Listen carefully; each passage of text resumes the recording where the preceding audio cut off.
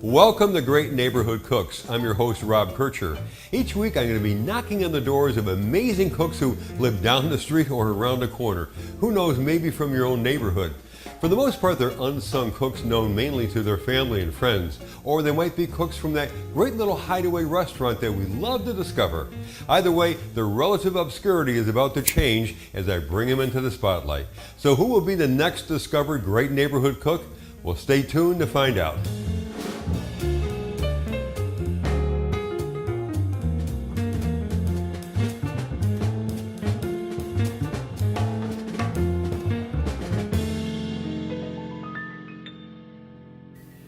So who will be the next discovered great neighborhood cook? Well, I'm here in Naples, Florida, and we're about to meet an amazing woman who not only is a wine expert, a ballroom dancer, an interior designer, among many other things, but she's also an amazing, what I would call, international cook. So we're going to go in and we're going to meet Sandy, and joining me is my good friend, Chef. I love this woman. This is Ruth Manchester. So she is going to be working with Sandy as a sous chef, right? That's right. Okay, let's go in and meet Sandy. Come on. I love it.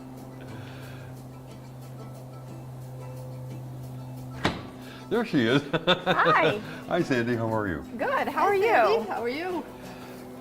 I love your door knocker. So those I found in the bottom of a store in a basement in Florence, Italy. In a basement of a home? Yes. Wow. Yes, and I brought them back. I carried them back on the airplane. Well, thank you so much for coming to your lovely home. Are we going to see the wine cellar now? Yes. Ah, good. And here it is. So here it is, and This is extraordinary, by the way. Can you tell us a little bit about this door? Yeah, so and a local artist did this, and he did a beautiful job with the ironwork, and he was very conscientious about being sure that you could open it to clean the glass, and but I wanted a lock on my wine cellar, and he didn't think it was very aesthetically pleasing. So he did a nice little grape leaf to cover it up. Come on in. Wow, this is amazing. So Sandy, I don't know, you must have hundreds of bottles in here, right? Actually, thousands. I have a couple thousand Wow. here. Wow, So- and let me ask you a question. Do you know each one of them? I mean, are you familiar with every bottle you have? I pretty much know every bottle that's in the cellar. Wow. And I'm guessing they come from all over the world, right? Absolutely. Wow. Well, how do you have them arranged? I mean, you got, they go way up. So what's the arrangement? What's the significance of the arrangement, I guess? Well, some of them are on display, and we certainly would not drink them every day. And then down here, where it's easy access, these are wines that we would, just pull to have with dinner. So sort of like the I guess top shelf and lower shelf, right? Exactly. Yes. Yes. The rule is if my husband has to get a ladder, he's not allowed to drink it. I love that. And what temperature do you keep this room in? 56 degrees. 56 degrees. And that's the suggested temperature to... Absolutely, and humidity controlled as well. So you age as well as just drink the wine that's Yes. in there, right? Yes.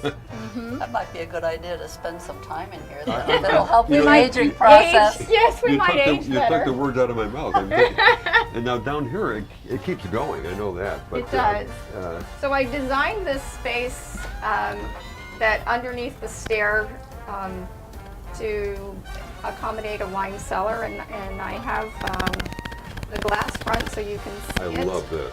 But love no this. sunlight ever hits directly into here. What would you guess the total number of wine, bottles of wine that you have? What would you guess it would be? We probably have around 5,000 or 6,000 bottles of wine. Wow. Sandy, what's the most extravagant wine you have here? Probably the magnums of Petrus that I have. Ooh, yummy. How often do you get to drink those? I haven't. Now's a good time. That was a Rob. good thing. Okay, Sandy, you belong to a very exclusive boys club dominated by men. How did that happen and what's it called? Well, it's called the Commanderie de Bordeaux, and it's a wine club that they focus on the wines from Bordeaux. And for many, many years, it was only men that were members. And I was one of the very first women that they accepted into the organization. And now I think there's 4 women, and but it's a lot of fun. I bet. And what's the criterion for asking to belong to it?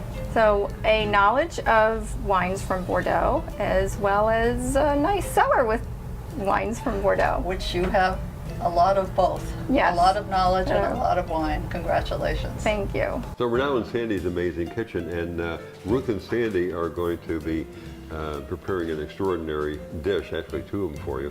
And Ruth is going to be your sous chef today, right? Yes. Wonderful. I'm looking forward to that. So for the appetizer, I've chosen a shrimp scampi dish.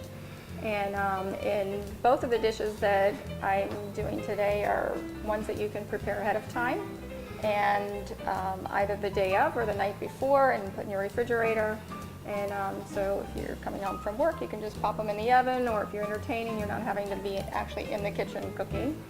And both of these recipes were given to you by friends, correct? Yes, yes. So the shrimp dish is a friend of mine, and she always serves this as an appetizer because it's easy and people love it. And the other dish that I'm cooking for the main course came from another friend that lives in Aix-en-Provence in the south of France. So, all right, so we're going to turn the fire on, and we put in 1 stick of butter and melt it. So while that's melting, what do you do next, Sandy? Well, we can start by placing the shrimp in the dish. So I just kind of do it like this, Ruth, if you want to. Sure. Sure. I put the heads together, and they seem to wrap nicely. Yin and yang. Yes. Yep. There we go. Just You must have perfect. planned ahead of time to be able to do that. Well, it's 2 pounds of shrimp. That's 2 pounds of shrimp, Yes. okay. Yes. So Sandy, tell us what you're doing. All right, so the butter is melted, and we're going to put in approximately 2 tablespoons of fresh minced garlic, and half a teaspoon of red pepper flakes, crushed red pepper flakes, about a half a teaspoon of freshly ground pepper, a couple tablespoons of olive oil, and a couple teaspoons of fresh chopped rosemary. Okay, so. All right, so then basically all we've done is that, and we're going to just drizzle it over there, over the shrimp. Wow, look at that. Do you use any salt and pepper? Well, I put salt and Did you? pepper. Okay. Oops, I forgot the salt. There it is. Didn't get over there. So we're going to put it on top, and then I also put a little more pepper on top. Is that a kosher salt? I'm just curious. This is a salt from Italy. It's called Cervia. It's from Cervia in Italy, and it's Never heard of that. It's a salt I discovered about 10 years ago, and I like it because it's a sweet salt. It doesn't have a bitterness at the end. When you taste salt, that aftertaste, it Yeah. can be a little bitter, and this one doesn't. Oh, wow. All right, and then we're going to take one of these lemons, and I'll let Ruth do that. A little zest of lemon. Zest a lemon over it.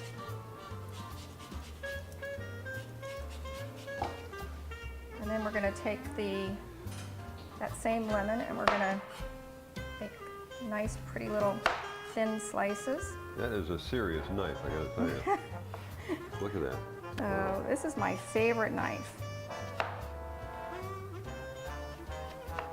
And then I just pick out any of the seeds. And then all I'm going to do is kind of just tuck these around. Mm. And in and around the, Make it look really pretty, yeah. exactly. All So right. that goes in the oven for how long and at what temperature? About 12 to 15 minutes at 400 degrees. 400 degrees, okay. So I think our shrimp should be ready by now. Certainly smells that way. Oh, It's goodness. fabulous. That looks, it Thank smells you. amazing.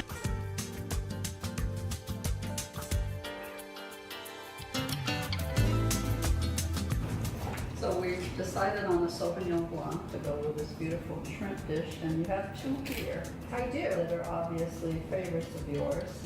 Tell me the difference between the two. So the Yonata is mostly Sauvignon Blanc, but it has about 20 or 30%, 33% of Sauvignon, which is another grape that is grown often in the Bordeaux region, even though this is a California wine.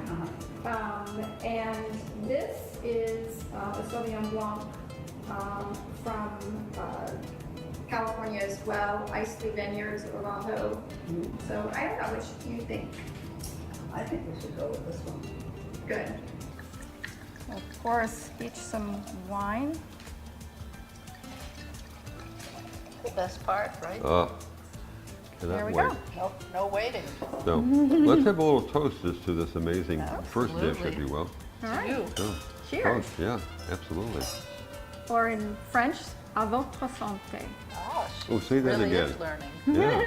À votre santé. Which So- means? Which means to your health. Ah, So, or they shorten it sometimes to just santé. Oh, this is delightful. It's exactly what That you're is talking about. delicious. Fresh, crisp, wonderful, yeah. yummy. Great, well, I want to try some of this, Kathy. I know, you've been All right. staring I'm, at that I'm, for I a while can't wait now. any longer. I cannot No wait any waiting. longer.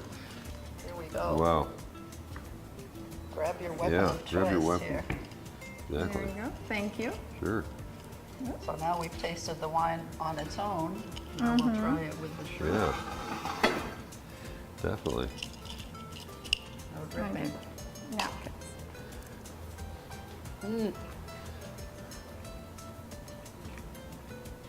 The Oh my, lemon. oh my goodness. Sandy, amazing. Let's toast No, again I to that. meant That's just mine. amazing.